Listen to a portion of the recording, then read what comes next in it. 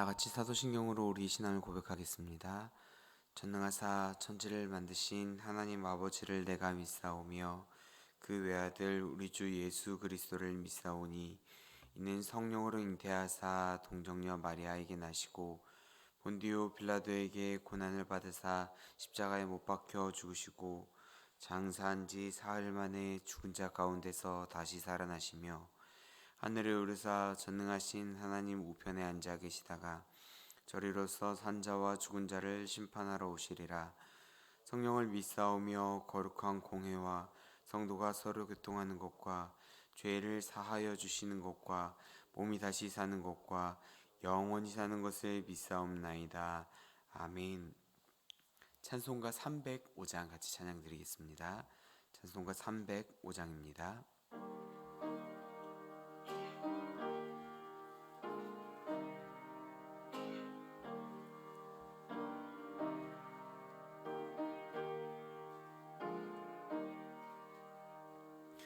나 같은 죄인 살리신 주의 놀라워 잃었던 생명 찾았고 광명을 얻었네. 큰 죄악에서 건지신 은인의 고마워. 나 처음 믿은 그 시간 귀하고 귀하다. 이제껏 내가 산 것도 주님의 은혜라. 또 나를 장차 본향에 인도해 주시리. 거기서 우리 영원히 주님의 은혜로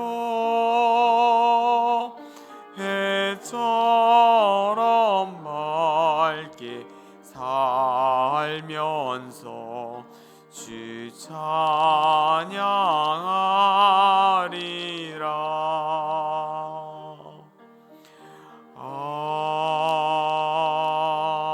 아멘. 오늘 함께 보실 하나님의 말씀은 다니엘 2장 14절부터 23절까지의 말씀입니다. 다니엘 2장 14절부터 23절까지의 말씀입니다.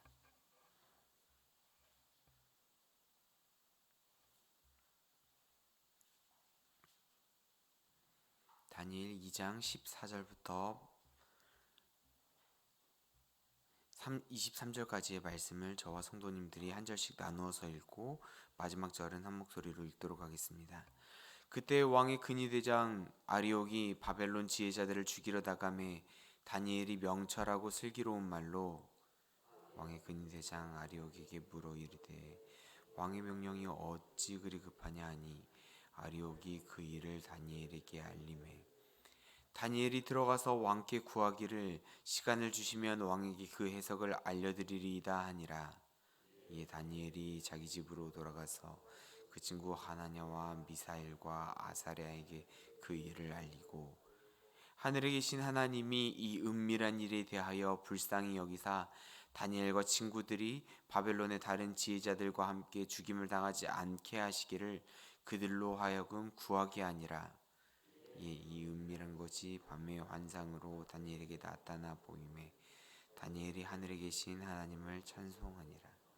다니엘이 말하여 이르되 영원부터 영원까지 하나님의 이름을 찬송할 것은 지혜와 능력이 그에게 있음이로다.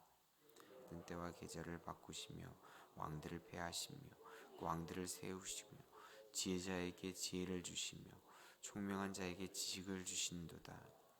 그는 깊고 은밀한 일을 나타내시고 어두운 데에 있는 것을 아시며 또 빛이 그와 함께 있도다. 나의 조상들의 하나님이여, 주께서 이제 내게 지혜와 능력을 주시고 우리가 주께 구한 것을 내게 알게 하셨사오니 내가 주께 감사하고 주를 찬양하나이다. 곧 주께서 왕의 그 일을 내게 보이셨나이다 하니라. 아멘. 새벽 예배에 나오시면서 12분의 성도님이 1,000번째 예물을, 한 분의 성도님이 감사 예물을 하나님께 올려드렸습니다. 감사의 제목 같이 보겠습니다. 하나님, 저에게 지혜를 주세요. 토요일 국가고시 시험이 있습니다. 지혜를 구하는 기도 제목이었습니다. 광고 하나 드리도록 하겠습니다. 장례 광고입니다. 1-13구역 연천분 권사님의 남편 되시며 정은혜 집사님, 정광진 성도님의 부친이시고 박희식 집사님의 장인 되시는 고 정용인 성도님께서 하나님의 부르심을 받았습니다.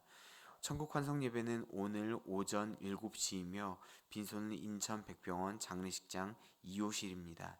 장례당한 가정을 위해서 같이 기도해 주시기를 소망합니다. 지난번에 광고 드린 내용이지만 한 번 더 광고 드립니다. 앞으로 새벽 기도에 나오실 때 지하 주차장을 오픈합니다. 차량으로 오시는 분들은 지하 주차장에 오셔서 주차해 주시기를 부탁드립니다. 성도님들 반갑습니다. 오늘 본문은 위기를 맞은 다니엘이 그 위기를 어떻게 대처하는지를 보여주고 있습니다. 그 다니엘의 그 위기 대처 능력을 보시며 그의 용기와 그 담대함의 근원을 우리도 보고 배우며 그것들을 닮아가기를 소망합니다. 오늘 본문 직전인 13절 말씀을 보면 왕이 바벨론의 모든 지혜자들을 죽이라는 명령을 내리자 지혜자들이 죽게 되었고 다니엘과 그의 친구도 죽이려고 찾았다라고 이야기를 합니다. 어떤 학자는 이 상황을 지혜자들이 죽게 되었다라는 그 문장을 이미 살해되었다라고 이해하고 처형이 진행 중인 상황인 것으로 보기도 합니다. 이렇게 위급한 상황, 다니엘과 친구들을 죽이려고 찾아다니는 그 위급한 상황 속에서 오늘 14절 말씀을 보면은 다니엘이 자기와 자기의 친구들을 죽이기 위해 찾아오고 있는 그 처형의 집행 책임자 근위대장 아리옥을 만나 그에게 말을 꺼냅니다. 왕의 명령이 어찌 그리도 급합니까? 상식적으로 이 상황은 이해가 되지 않습니다. 왜냐하면 아리옥에게 있어서 다니엘은 자신이 처형해야 될 그 대상자일 뿐인데 그에게 다가가서 나 잡아가쇼 하는 그런 모습으로 다가가는 것도 이해가 되지 않고 그에게 무언가를 질문하며 왕이 그에게 내린 그 명령이 어떤 명령인지 그것들을 알려달라고 하는 것도 이해가 되지 않지만 그것을 실제로 답해주는 아리옥의 모습도 이해가 가지 않습니다. 어떻게 이런 일이 일어날 수 있었을까요? 이 아리옥이란 사람과 다니엘이 인간적인 어떤 관계라도 있었던 것일까요? 우리는 성경에서 그것들을 친절하게 설명하지 않기 때문에 알 수 없지만 우리가 그것들을 알아볼 수 있는 힌트는 있습니다. 그것은 무엇이냐면 다니엘이 이야기를 할 때 명철하고 슬기로운 말로 이야기했다라는 것입니다. 전 여기서 조금 궁금했습니다. 도대체 어떻게 이야기해야, 어떤 방법으로 명철하고 슬기롭게 이야기를 해야 근위대장이 그 체포하거나 처형하지 않고 왕의 명령을 그에게 알려주었을까? 많이 고민해 보았는데 정답을 찾지는 못했습니다. 어떤 명철하고 슬기로운 말, 어떻게 신중하게 말하며 어떻게 잘 이야기를 했기에 처형하지 않고 왕의 명령을 알려주었을까? 그것을 알지 못했지만 다니엘의 지혜를 살펴볼 수 있는 것은 있었습니다. 조금 전에 어제 본문에 나오는 갈대아 술사들은 왕의 그 억지와 같은 그 명령에 왕이시여 세상에 어떤 왕도 이런 식으로 우리에게 말한 적은 없었습니다. 이렇게 말하며 왕의 명령의 부당함을 그들은 이야기하였지만 다니엘은 그 왕의 명령에, 이 명령은 부당한 명령입니다, 이 명령은 말도 안 되는 명령입니다, 이렇게 그들과 똑같이 대답하지 않고 상황을 확인하였던 것을 발견할 수 있습니다. 이게 다니엘의 지혜로움이 아니었을까라는 생각이 듭니다. 다니엘은 근위대장의 이야기를 듣고 왕에게 찾아갑니다. 왕이시여, 시간을 주시면 왕에게 그 해석을 알려드리겠습니다. 이 근위대장에게 찾아간 그 다니엘, 그리고 왕에게 찾아간 이 다니엘의 모습을 보면 이 사람 참 당돌한 사람이다, 간이 심장 바깥으로 나온 사람이 아닐까라는 생각이 듭니다. 모든 지혜자들을 다 죽여버려라 라고 분노한 왕 앞에 나아간다라는 것은 그가 어떤 말을 꺼내기도 전에 왕에게 처형당하는 게 당연한 상황이었기 때문입니다. 그것도 왕 앞에서 살려주십시오, 조금만 진정해 주십시오 하는 것도 아니고 원하는 대로 해드릴 테니 시간 좀 달라 라고 말하는 것입니다. 우리가 살아가다 보면 수많은 위기들을 맞닥뜨리게 됩니다. 어떤 사람들은 문제가 찾아오게 되었을 때 그것을 대수롭게 여기며, 그냥 대수롭지 않게 여기며 대충대충 넘겨버리려 할 때도 있습니다. 지금 나에게 심각하게 여겨지지 않고 있기 때문에 별거 아닌 양 회피해 버립니다. 그런데 이렇게 하다 보면 언젠가 그 문제가 나에게 정말 큰 문제로 다가오게 됩니다. 예를 들어서 저와 같은 경우에는 어릴 때 치과 치료를 받기 싫어가지고 이가 분명히 시리고 아프다라는 걸 알고 있음에도 부모님께 말씀을 드리지 않았습니다. 말씀드리면 치과 가자라고 말하실 것이고, 치과 가면은 그 무서운 소리와 그 고통이 있을 거라는 걸 알았기 때문에 그것을 그냥 별거 아닌 것처럼 조금 있으면 괜찮겠지 하며 그 상황을 회피하다가 결국 일이 심각해지고 일이 커지게 되어서 비싼 돈을 들여 크게 고쳤던 일들이 기억이 납니다. 그것들을 제대로 바라보지 않고 그 문제를 회피하였기 때문에 이런 문제가 발생한 것입니다. 문제가 생각했을 때 그것을 직접적으로 맞닥뜨리고 그 문제를 제대로 발견하며 그것들에게 다가가는 직면이라는 것을 하게 되었더라면 이런 문제가 발생하지 않았을 것입니다. 저의 개인적인 이야기를 잠시 해볼까요? 저는 29살까지 한 번도 연애를 해본 적이 없었습니다. 흔히 말하는 모태솔로였습니다. 이것은 제가 그때까지 이성에 대한 전혀 관심이 없었기 때문이 아니라 관심은 참 많고 주변에 호감 가는 사람도 참 많아가지고 이 사람도 좋아 보이고 저 사람도 좋아 보이는 금방 사랑에 빠지는 타입이었음에도 불구하고 혹시라도 내가 그 사람에게 고백을 하게 됐을 때 그 사람이 고백을 거절하게 되면 아직까지 좋은 관계가 깨어져 버리게 될까봐, 이 사람과 이런 좋았던 그런 모든 것들이 그냥 끝나버리게 될까봐 이 상황을 직접적으로 맞닥뜨리는 게 두려워서 회피하다 보니 결국 아무것도 이루어진 것 없이 29살이 될 때까지 결국 모태솔로로 남을 수밖에 없었습니다. 하지만 문제의 심각성을 경험하게 되고 29 후반에 그 문제를 직면하고 좋은 사람에게 그 제 마음을 직면하여 고백함으로 이 모태솔로의 삶을 마무리하고 두 아이를 낳고 지금 잘 살아가고 있습니다. 우리는 회피하는 것보다는 다니엘이 했던 것처럼 문제를 바라보고 직면할 필요가 있습니다. 문제가 생겼을 때 그걸 향해 달려가는 것입니다. 마주하는 것입니다. 죽으면 죽으리이다 생각했던 에스더처럼 위험을 향해 담대히 나아가는 것입니다. 그렇게 할 수 있는 비결이 무엇일까요? 뭘 믿고 이 사람들은 용기를 내어 당당하게 담대하게 나아갈 수 있었던 것일까요? 에스더는 하나님께서 도와주시리라고 믿었습니다. 그리고 그녀는 합심 기도의 힘을 믿었습니다. 에스더는 모든 민족이 모여서 자신을 위해 금식하며 기도할 것을 요청했고 본인 또한 금식하며 왕 앞에 나아갔습니다. 에스더 4장 16절 말씀을 제가 읽어드리겠습니다. 당신은 가서 수산에 있는 유다인을 다 모으고 나를 위하여 금식하되 밤낮 3일을 먹지도 말고 마시지도 마소서. 나도 나의 시녀와 더불어 이렇게 금식한 후에 규례를 어기고 왕에게 나아가리니 죽으면 죽으리이다 하니라. 아멘. 사실 에스더도 상황을 바라보며 문제를 회피하려고 했던 게 있었습니다. 모르드게의 그 이야기를 듣고 왕이 나를 찾지 않은 지도 꽤 오래되었습니다.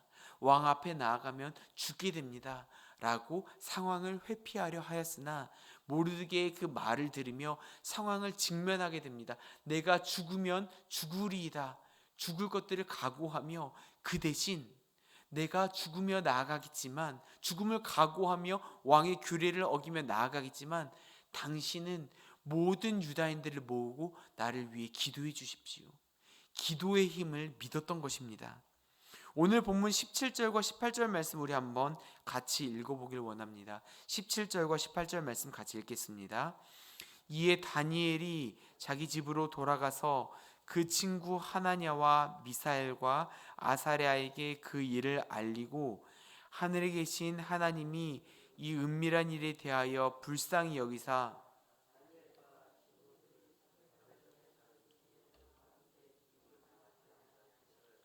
그들로 하여금 구하게 하니라. 아멘. 다니엘은 자기의 친구 하나냐, 미사엘, 아사랴에게 하나님께 기도해달라고 기도 요청을 하였습니다. 하나님이 해결해 주실 것을 믿고 하나님은 이 모든 지혜의 근원이 되시는 분이라는 걸 믿고 모든 꿈을 해석해 주시고 왕의 그 갈대아 술사들은 신 아니면은 인간의 방법으로는 절대로 해결할 수 없습니다라고 신에게 구하려고 하지도 않고 불가능하다라고 말했던 것과 다르게 이 다니엘은 담대하게 하나님이 해결해 주실 거라는 걸 믿고 왕 앞에서 선포합니다. 담대하게 말하고 나서 돌아오고 나서 그의 마음이 어땠는지 모르겠어요. 불안한 마음이 있었는지 아니면은 여전히 담대했는지는 모르겠지만 그는 자신의 친구들에게 자신을 위하여 그리고 우리를 위하여 기도해 줄 것을 요청합니다. 하나님께서 해결해 줄 것을 믿고 담대하게 말한 다음에 하나님께서 해결해 주시겠지만 우리 함께 마음을 모아 기도하자. 담대하게 기도해 주기를 원했습니다. 하나님의 백을 믿는 사람은 담대합니다. 기도의 힘을 믿는 사람은 여전히 당당하게 나아갈 수 있습니다. 사도 바울도 에베소 성도들에게 고별 설교를 한 이후 그들과 함께 무릎을 꿇으며 기도했습니다. 앞으로 어떤 일을 당할지 알지 못하는 상황, 앞으로는 너희와 얼굴을 다시 보지 못할 것이다. 이제 죽음을 각오하며 나아가는 그 상황 가운데에서 함께 무릎을 꿇고 기도함으로 울며 나아감으로 서로를 위로하고 격려했던 것입니다. 사랑하는 성도님들, 우리들은 기도의 힘을 믿어야 됩니다. 내가 드리는 기도뿐만이 아니라 함께 모여 기도하는 합심 기도의 힘을 믿어야 됩니다. 그 기도를 믿지 않으면은 우리가 예배 순서에 드리는 합심 기도, 공동의 기도를 위해 기도하는 것 의미가 없습니다. 이 기도를 하나님께서 들어주시고 우리가 합심하여 마음을 모아 기도할 때 하나님께서 우리의 기도에 응답하시리라는 믿음이 있게 되면은 하나님이 그 일을 더욱더 기억하시며 응답하신다라는 것입니다. 우리 이 18절 말씀 한번 19절 말씀 한번 읽어보도록 하겠습니다. 19절 말씀입니다. 이에 이 은밀한 것이 밤의 환상으로 다니엘에게 나타나 보임에 다니엘이 하늘에 계신 하나님을 찬송하니라. 20절부터 그 이후의 그 말씀들은 다니엘이 찬송하는 것들을 보여주는데요. 이미 일어난 일, 하나님께서 보여주시는 것이 이게 정말 확실한지 아닌지에 대한 그런 것들을 생각하지 않습니다.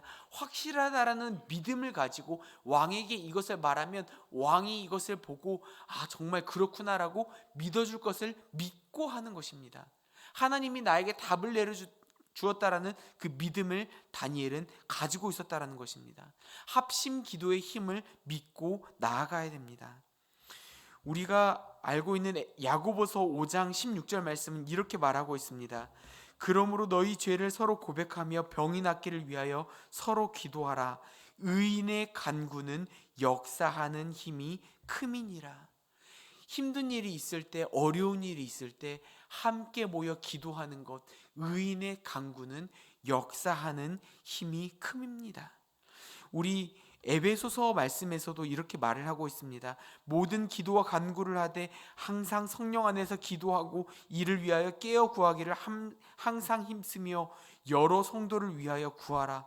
또 나를 위하여 여러 성도를 위하여 구하라. 우리가 하나님 앞에 여러 성도를 위해서, 나 자신만을 위해서 기도하는 것이 아니라 합심하여 기도하게 될 때 하나님은 나의 기도도 들으시지만 정말 간절한 합심한 마음으로 기도하는 그 도고 기도, 서로의 마음을 위해서, 서로의 상황을 위해서 기도하는 그 공동체 기도를 하나님께서 더욱더 받아주시고 그것들을 기억하셔서 그것들을 응답해 주신다는 것을 믿으시기를 소망합니다.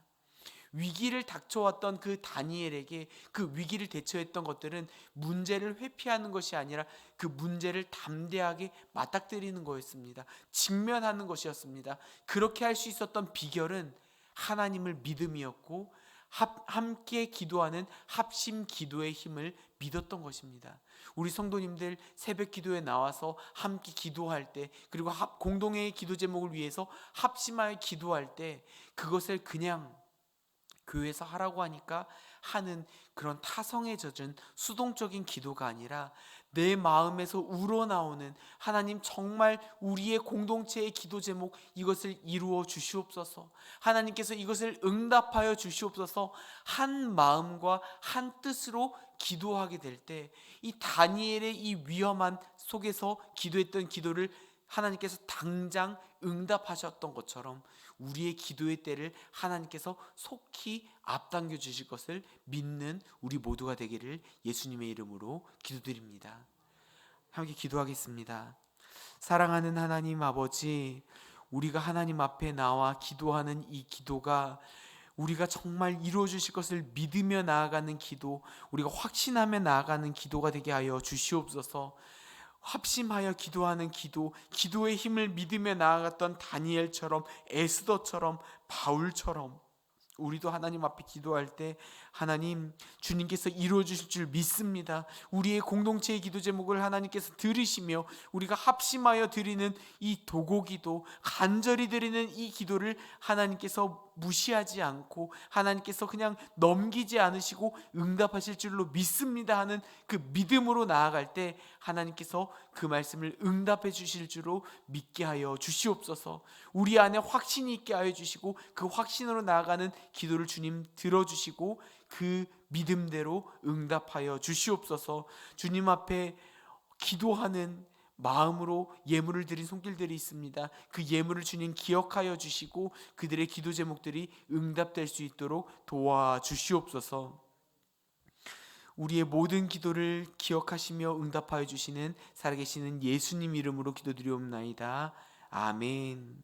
하늘에 계신 우리 아버지여, 이름이 거룩히 여김을 받으시오며 나라 임하옵시며 뜻이 하늘에서 이룬 것 같이 땅에서도 이루어지이다. 오늘날 우리에게 일용할 양식을 주옵시고 우리가 우리에게 죄 지은 자를 사하여 준 것 같이 우리 죄를 사하여 주옵시고 우리를 시험에 들게 하지 마옵시고 다만 악에서 구하옵소서. 대개 나라와 권세와 영광이 아버지께 영원히 있사옵나이다. 아멘. 이 시간 공동체 기도 제목으로 합심하여 기도하신 후 각자의 기도 제목으로 계속 기도하도록 하겠습니다. 먼저 기도할 것은 이제 앞당겨 있을 축의 부흥 사경회를 위해서 기도했으면 좋겠습니다. 우리가 그 부흥회를 기대하는 마음으로 정말 기도로 준비하며 나아갈 수 있게 하여 주시고 우리 어린 아이들부터 모든 성도님들이 함께 나와 주님 앞에 예배드리고 그 안에서 우리의 마음이 다시 일어나는 부흥이 찾아올 수 있도록 같이 기도했으면 좋겠습니다. 우리가 가정 예배와 그리고 계속해서 있는 우리의 모든 사역들, 코로나 이후 회복되고 있는 많은 사역들 가운데 하나님께서 놀라운 은혜로 함께하여 주셔서 우리 마음이 회복되며 우리의 사역들이 회복될 때 하나님께서 그 일들 위에 놀랍게 역사하여 주시라고 같이 기도했으면 좋겠습니다. 그리고 임직식이 얼마 남지 않았습니다. 하나님께서 임직하는 모든 대상자들 그들의 마음 가운데 준비하는 마음, 하나님 앞에 더욱더 나아가며 헌신하며 충성되기를 다짐하는 그 마음들을 주님께서 기억하게 하여 주시고, 준비하는 모든 분들 그들의 마음 가운데 놀라운 은혜로 그들이 앞으로 교회 앞에서 헌신하고 나아가는 그 모든 과정 가운데서 처음부터 끝까지 한결된 마음으로 주님 앞에 나아갈 수 있도록 도와주시라고 그분들의 마음을 위해서 기도해 주시고, 그리고 우리 주변에 있는 환우분들을 위해서 기도해 주신 후 마지막으로는 원로 목사님과 담임 목사님의 사역과 가정과 건강을 위해서 같이 기도해 주신 후 그리고 함께 동역하는 당의 장로님들과 부교육자들의 그 모든 삶들을 위해서, 그들의 앞길을 위해서, 그들의 함께 동역하는 그 지혜를 위해서 함께 이상의 기도 제목으로 함께 기도하신 후 개인의 기도 제목으로 계속 기도를 이어가도록 하겠습니다. 함께 기도하시겠습니다.